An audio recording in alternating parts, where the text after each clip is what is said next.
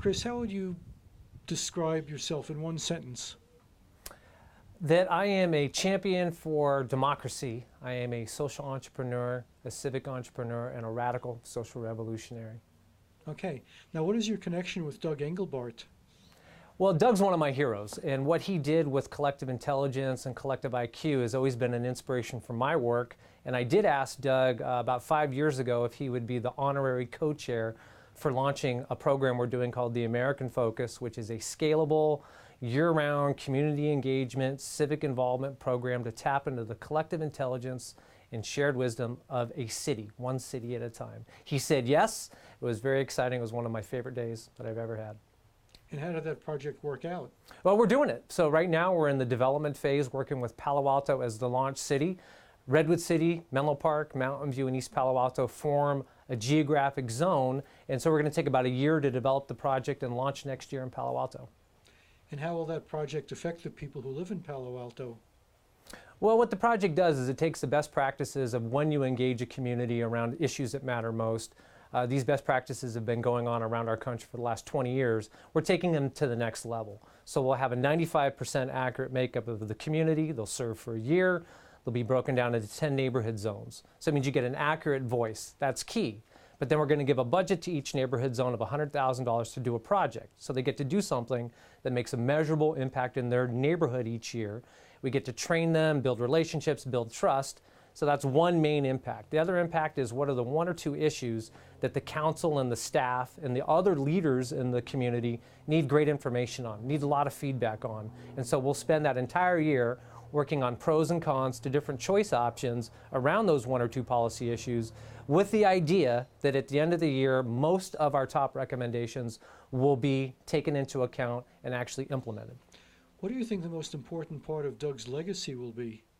I think that he inspired so many people to continue the kind of work that he pioneered around civic engagement, collective intelligence, and the whole idea of shared wisdom.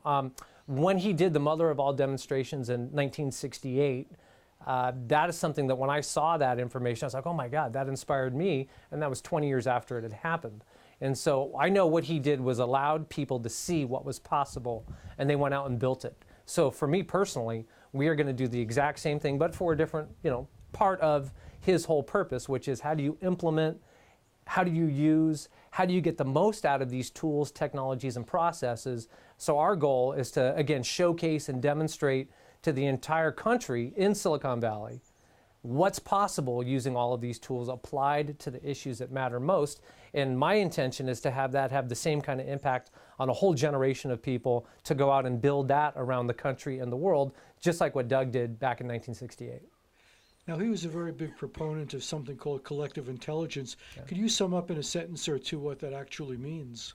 Yeah, for us, our definition of collective intelligence, it's pretty straightforward. When you bring a group of people into a room and you've put a thoughtful context together where the environment supports people to think, to be creative, to have an innovative set of ideas around an important question that everybody agrees that's a good question. It has meaning for us. And then when you let people express themselves openly, express themselves equally, and in a completely transparent way, put their best ideas onto a list, and then let them equally argue and lobby why one idea makes more sense than another, and then everybody gets to vote equally. The ideas that stand out the most, we call that collective intelligence. And when a group does this more than once, when they do it 2 or 3 times, it takes the quality of the work to a completely different level. So for us, collective intelligence is something that you breathe, you practice, you actually live, doing something that makes an impact for a group, and it improves. It improves every time you do it. And so that improvement process, I believe that's a key part of collective intelligence. Do you have any interesting anecdotes about Doug? Anything he ever did that surprised you in some way? As I caught Doug late in his career, I did not get a chance to work with him directly on a project. What was so inspiring for me was, again, the mother of all demonstrations.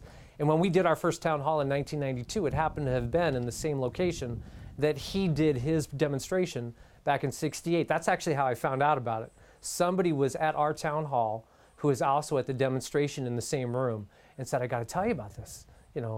20 plus years ago when I was in this room, a guy named Doug Engelbart did something. You got to check him out. And so that was the magic moment for me. I know it's a little bit different answer to your question, but that's what really stands out for me. Okay. So that's probably enough information, unless you have anything you'd like to add about Doug. Tell us one way in which he changed your life. Well,